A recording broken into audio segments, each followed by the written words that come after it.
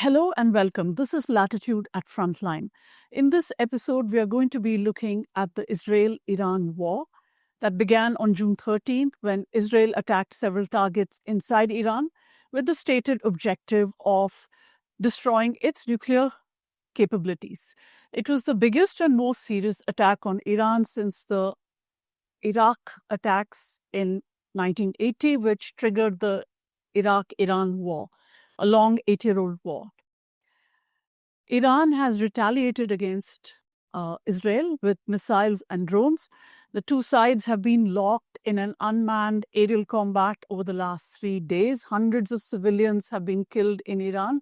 Israel is also reporting civilian casualties. How is this war going to unfold? And crucially, how is India likely to be impacted by this conflict and its geopolitical consequences? For answers to these questions and more, I'm joined by Ambassador Navdeep Suri, a former Indian Foreign Service officer and writer who knows the West Asian region very well and remains engaged with it. He has served as ambassador to Egypt and the United Arab Emirates. Welcome to Latitude, Ambassador Suri. Thank you, Nirupama. Pleasure to be with you.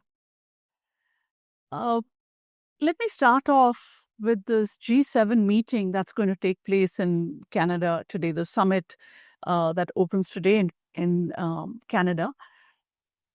So far, Israel's been acting with impunity in Gaza, and the world has been helpless to stop it.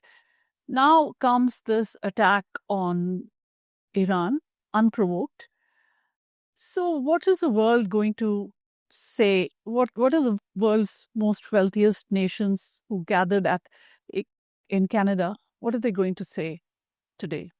What do you expect them to say? To be honest, Nirupama, I don't expect anything more than platitudes. I think what you're going to see is the usual calls for restraint and de-escalation and resumption of negotiations. But we also know that none of the G7 members have the inclination to cross Israel on this matter. Even countries like Canada and UK and France, who belatedly and reluctantly came out on the Gaza massacres, might find it convenient to maintain their silence on this particular issue. So yes, it's going to be interesting to see that the 7 most wealthy countries are meeting in Canada. Usually, if it were a matter of, say, Russia, Ukraine, or if it were other areas, you would see very loud protestations of respecting the sovereignty and national borders of another country and the respect for the international law. But in this case, I think there's very little doubt that Israel has clearly violated international law. It has violated the sovereignty of Iran by launching these preemptive strikes. And I don't expect much criticism from the West on this. So there hasn't been a UN Security Council meeting on this issue yet, hasn't there? I think Iran has sought a meeting. And again, it's one of those situations. If it were another case, you might have had an emergency meeting happening at midnight.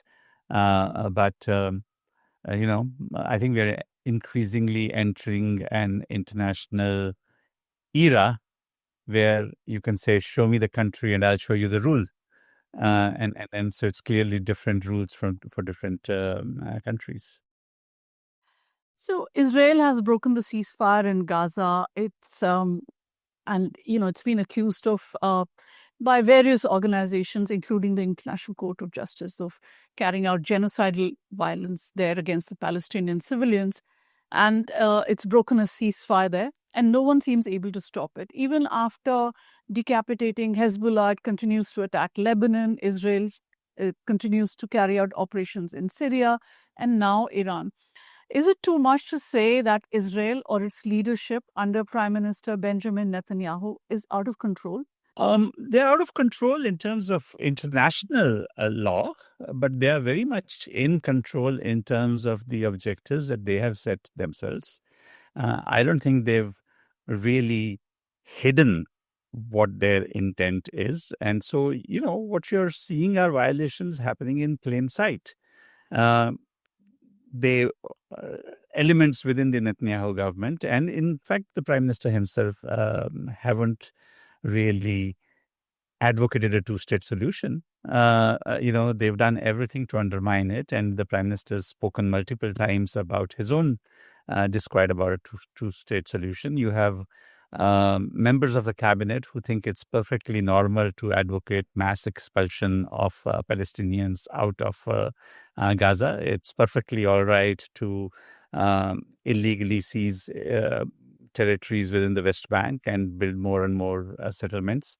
Remember, the International Court of Justice, by a majority of 14-1, said last year that the occupation of West Bank and Gaza and Jerusalem is illegal in international law.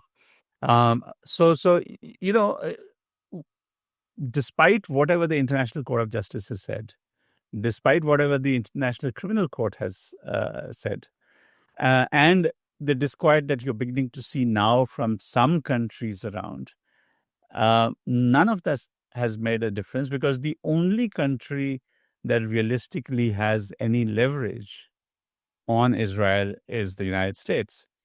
And both the Biden administration, Biden used to call himself the most pro-Israeli member of the Senate when he was still a senator, and then as vice president and as president.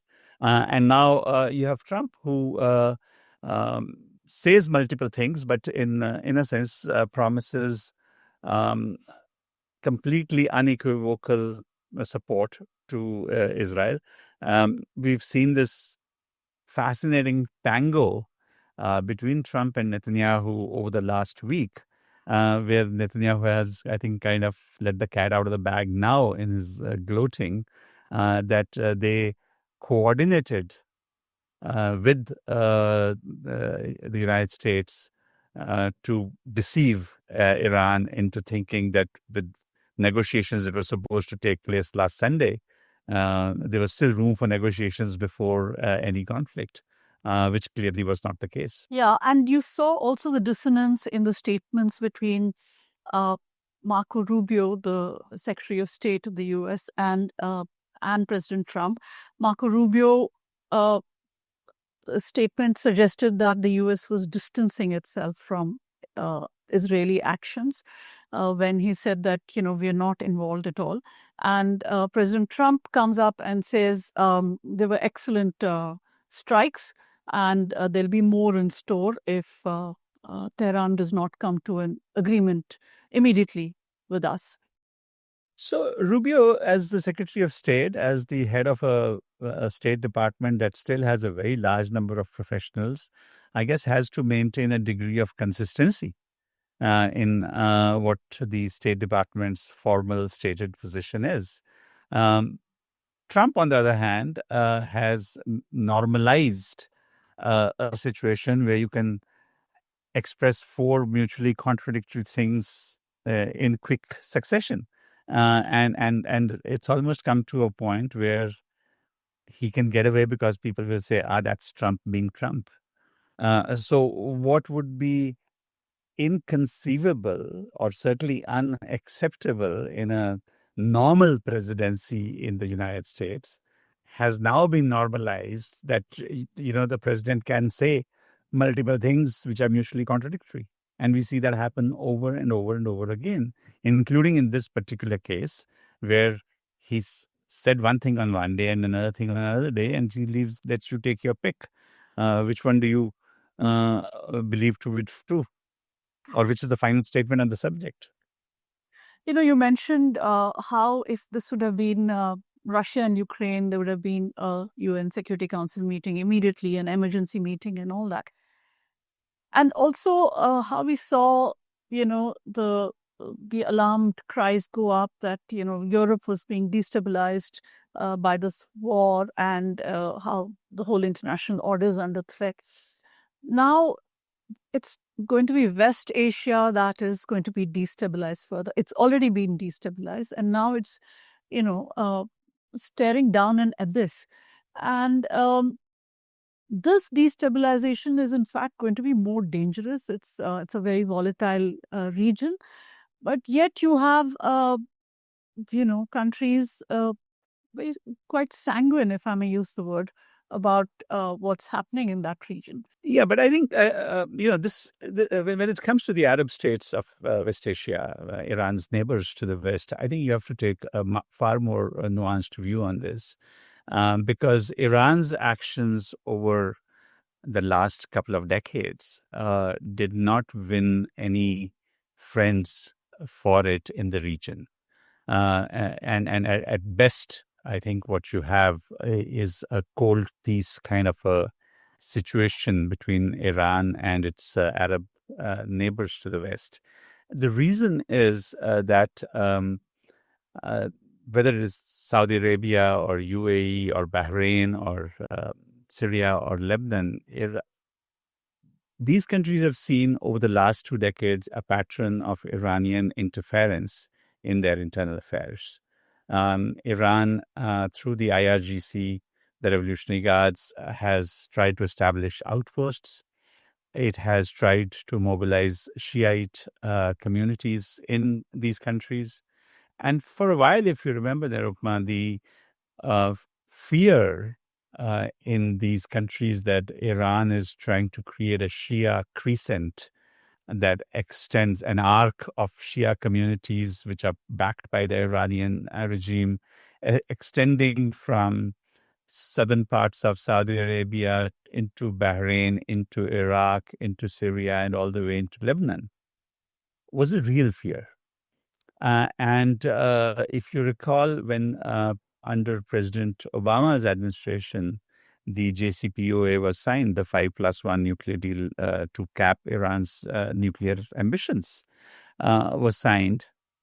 You actually had resistance from the Gulf countries. I remember my Emirati friends and the Saudis were angry, not just because they had not been consulted, but also because they felt that in focusing only on Iran's nuclear program, which is the part that directly impacts Israel, for example, they had ignored the real fears of countries like UAE or Saudi Arabia or others about both its missile program and its proclivity to interfere in the affairs of these countries. So I guess the point I want to make is, A, Iran doesn't have any real friends when it comes to major Arab countries like Egypt, Saudi Arabia, and UAE. But over the last 3 years, they've arrived at a modicum of understandings so that they are now talking to each other. Some diplomatic relations have been restored finally between these countries. Yesterday, I saw a very interesting announcement coming out of Tehran that one particular street in Tehran, which was called Islambuli Street, named after the guy who killed President Anwar Sadat of Egypt, is now going to be renamed Hassan Nasrallah Street after the Shia Hezbollah leader who was assassinated by the Israelis. And I say this simply because for the Egyptians, it was a huge irritant that Iran would actually name a street after the assassin of a president. So I guess, the nuance here is that when you look at the statements coming out of Riyadh or Cairo or Abu Dhabi, they express a lot of concern. They have condemned even the attacks by Israel on Iran. But some of this is insurance vis-a-vis Iran. They realize that while Iran may not be in a position to do any real harm to Israel because of the physical distance and Israel's very sophisticated air defense systems, the oil facilities of the Saudis and the Emiratis and the Kuwaitis are a very short striking distance away, and the damage could be real. And the Americans may not step in when required, as they haven't in the past. So I think the view on the Arab street today would be probably twofold. One is worry that this shouldn't get out of hand to a point where Iran starts lashing out in desperation at Arab countries in the region and at their interests, or God forbid, if Iran was to take the extreme step of blocking the Strait of Hormuz, then it truly has very, very dire consequences for a lot of countries, including for India. Yeah, I was just going to come to India. Um, regarding India's position, Prime Minister Modi has expressed hope that the two sides will reach through some diplomatic dialogue uh, a position from where they can negotiate for peace and stability in the region. And Ministry of External Affairs has also expressed deep concern, asked both sides to avoid escalatory steps, and also stressed dialogue and diplomacy. Um, so, and it is also underlined that it has friendly ties with both countries. On the other hand, India has dissociated itself from the statement issued by the Shanghai Cooperation Organization, which called out Israel for its military actions against Iran. So, can we talk a little bit about this? What does this actually mean? Is this a very delicate balancing act, and to what purpose? So it has to be. It's not too dissimilar from the statements that we issued, when Russia attacked Ukraine. And in this case, we have strategic interests with Iran. We have the whole Chabahar project. We have old civilizational links. We certainly don't want to see Iran becoming too close a friend of Pakistan's. And there's a range, China's. or China. So there's a whole range of elements that, in terms of our relationship with Iran, and each time that America lifts its sanctions, Iran's a major trading partner for us. It's our most convenient, closest source of oil and gas, among other things, and a good market for our products. So we have long-term interests in Iran, but at the same time, over the last 15 years, the reality is, or 20 years, that Israel has become a very, very valuable partner when it comes to defense, security, and intelligence sharing. And there's certainly a commonality of interests. Even recently in Operation Sindoor, you saw Israeli drones and Israeli munitions being used to good effect by the Indian armed forces. So it would be normal for the government of India to issue a statement that tries to strike this balance, because it sees Israel as a close strategic ally, and it sees Iran as a long-term partner with which we have strategic interests as well, and civilizational links that exist. I think I don't have a problem with the statement that we issued on the conflict itself. I think my deeper concern from an India perspective is that we have a vested interest in seeing that this does not get out of hand. We have a vested interest that Iran is not pushed to the wall where it sees that it is losing the battle and losing face in front of its own public, and is therefore almost forced into doing desperate things. And one of the most desperate things that it can do is take down a couple of tankers to block the shipping lane in the Strait of Hormuz. Something like 21 million barrels a day of oil from Iraq, Saudi Arabia, Kuwait, UAE, and gas from Qatar passes through this narrow channel. At its narrowest, the shipping channel itself is barely 3 kilometers wide. And so you can virtually choke supplies. For us, 2/3 of our energy requirements come from there, Right. through this narrow passage. If there's and it's not that it's inconceivable. The Iranians did it during the Iran-Iraq war in the 80s. I think in 81, if I remember correctly. Um, Today, given the needs of the Indian economy, um, it is how long can the engine of the Indian economy run without supplies of oil? Let me give you one marker. I was fairly closely involved during my stay in Abu Dhabi in establishing India's first two strategic petroleum reserves in Mangalore and in Padur. And then there's been a third one that has come up in Visakhapatnam. Between the three of them, their total capacity today is 5.3 million metric tons, which is barely 10 days requirement for the Indian economy. So any prolonged blockage of supplies can really hurt us. In a sense, we are already experiencing some pain. The prices have gone up by 7 or 8% in the last phase. It has a clear inflationary impact on the Indian economy. Airspace gets closed. Your flights west have to take a much longer detour. And all of that has a cascading effect, right?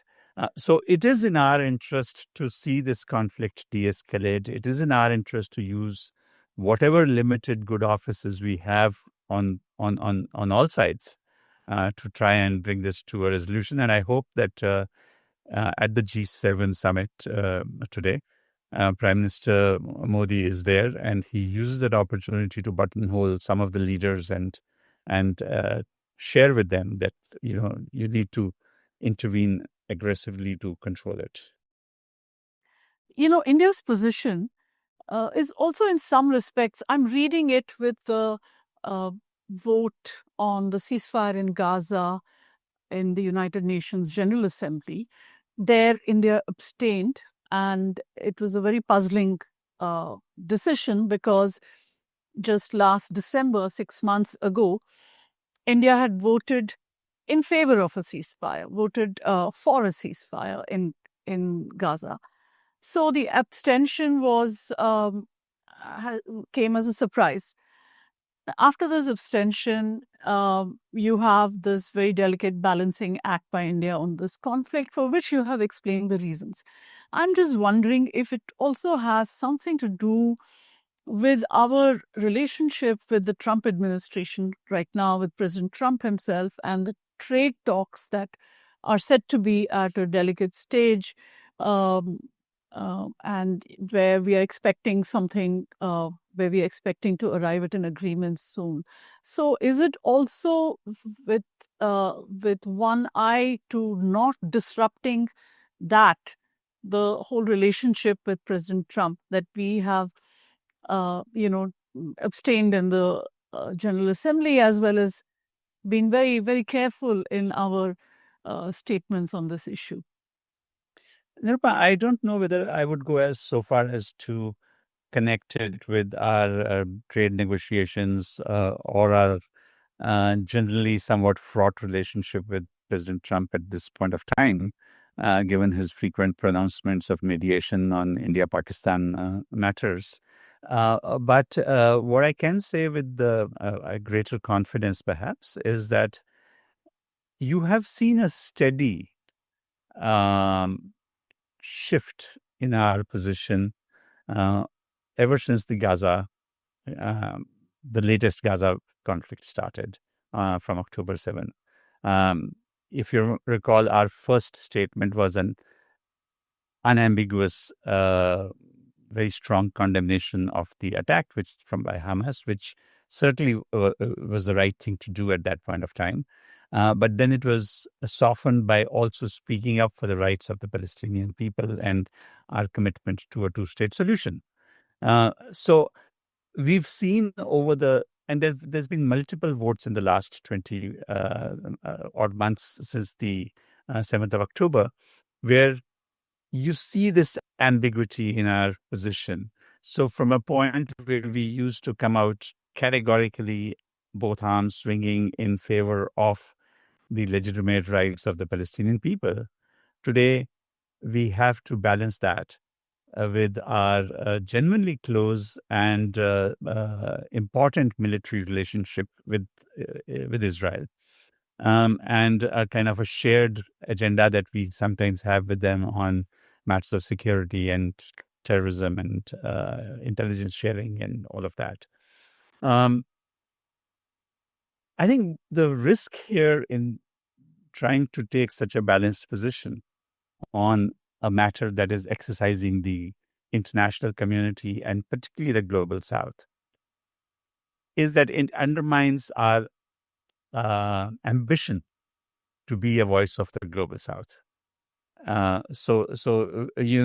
sometimes find that and this happened at the BRICS summit also, that then we become the subject of criticism, not from the usual suspects like America, but from friends like South Africa, who are obviously taking a much stronger position on these matters. And historically, based on historical example, would expect India to take a stronger position.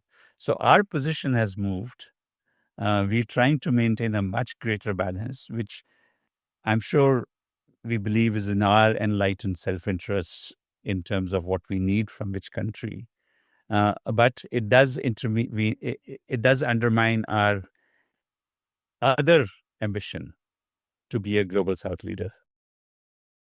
Talking of other Indian interests as well, the idea of the India, Middle East, Europe corridor, IMEC as it is called, which was announced by President Joe Biden in Delhi after the G20 meeting here, it's been struggling to stay alive since then.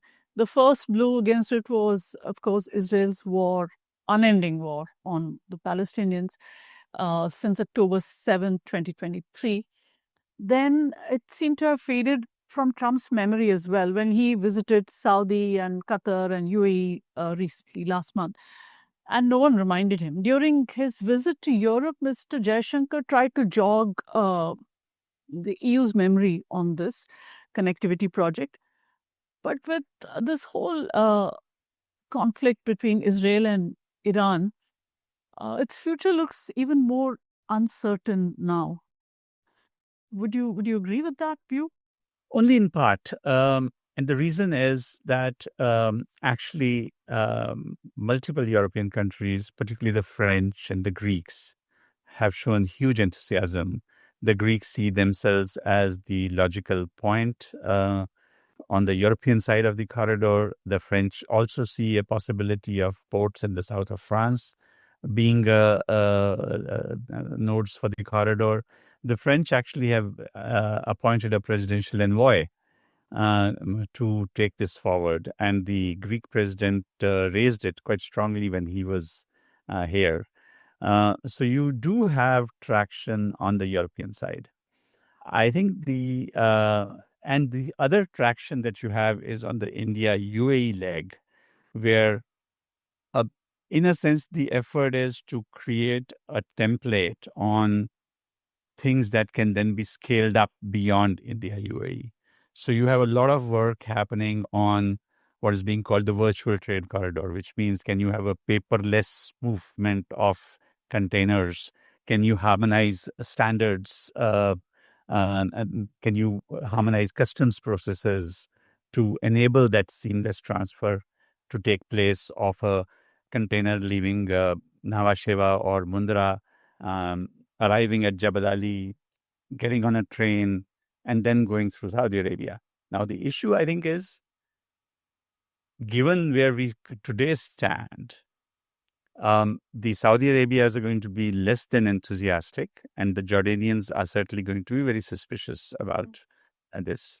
And so the long rail bridge that is to take your cargo from Jabal Ali to Haifa port remains a question mark. And so long as Israel continues with its belligerence vis-a-vis the Palestinians and its other neighbors, it certainly casts a doubt. But, the people who proposed this project also realized that intrinsically this is a long-term game. Even in the best case scenarios, we haven't even reached a point where the techno-economic feasibility studies have been completed. Detailed project reports have been done. Financing models have been put in place. So I think we are years away from seeing this connectivity become a reality. And I'm sure the optimists will hope that by that time, some modus vivendi would have been found for Israel to be in some kind of harmony with its neighbors. No government stays forever. No war stays forever. So I guess that's the optimism behind the ongoing efforts. Look, I think to the extent that the India Middle East Europe corridor creates an alternative to the Chinese Belt and Road Initiative, and remember, it is an economic corridor, not just a trade corridor, and so integrated into the vision for the corridor is not just that physical goods and containers are moving, but also secure and trusted high-speed data connections that link the countries and renewable energy pipelines that can connect, whether through green hydrogen, liquid ammonia, or whatever other new forms. So the vision behind this is also has that elephant in the room, which is China. And to that extent, I think if the U.S. strains with China continue as they are, then the Americans, regardless of which administration, and currently you have a particularly mercurial one, but you will have Americans see a long-term strategic interest in promoting this corridor to the extent that it does create a viable alternative. Having said that, America is actually not a part of this, even though Biden announced it. The corridor itself physically connects India, Middle East, and Europe. And so it's countries in the region that first and foremost must come on board. There's as you mentioned, there are fears that this conflict will expand. It could draw in other countries in West Asia, and it could draw in the United States as well. So far, that hasn't happened, but who's to tell how Iran will take its retaliation? There's also talk about regime change in Iran. That is also seems to be one of the objectives of this of Israel's attack on Iran.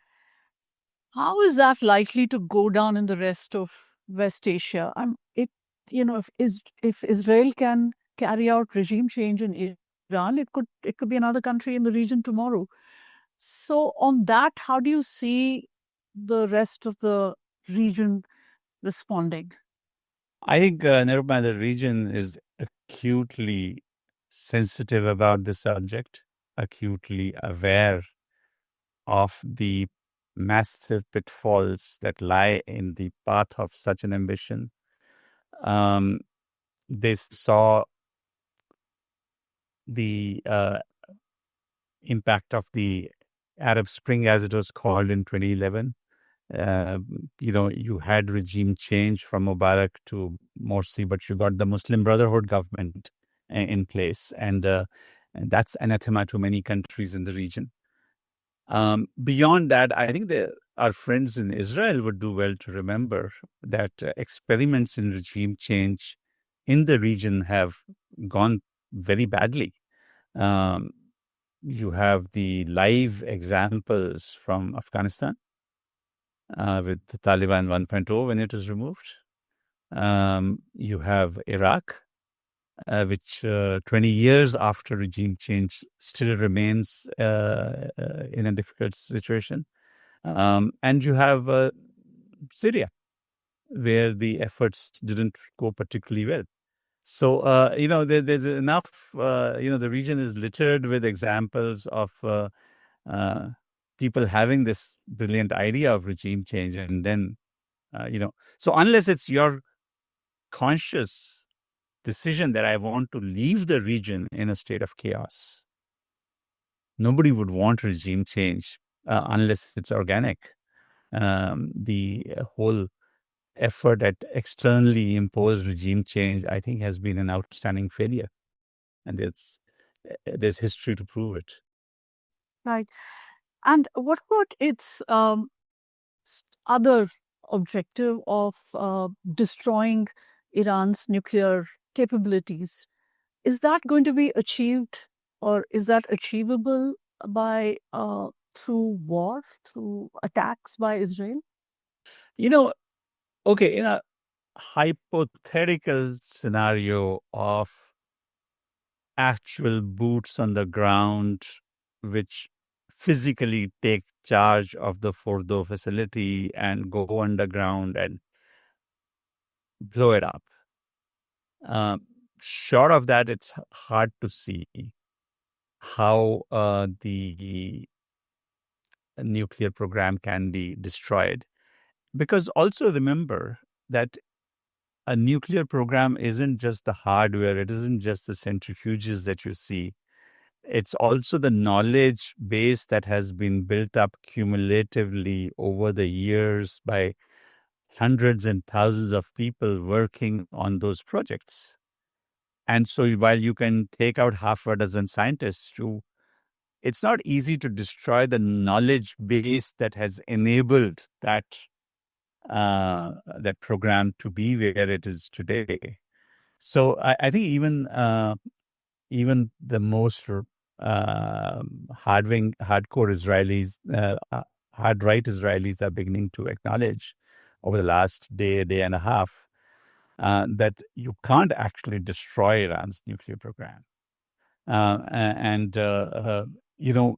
that is why the talk of regime change comes in. That if we can't destroy the program, then maybe we can destroy the regime and hope that a more benign regime comes in place that will not have a hostile intent with its nuclear program. But as I said, this is all crystal ball gazing. We have nothing much to go by on that. Mr. Suri, thank you very much for your time and for your insights. It was a pleasure speaking to you. Thank you very much, Nirupama. It was a pleasure.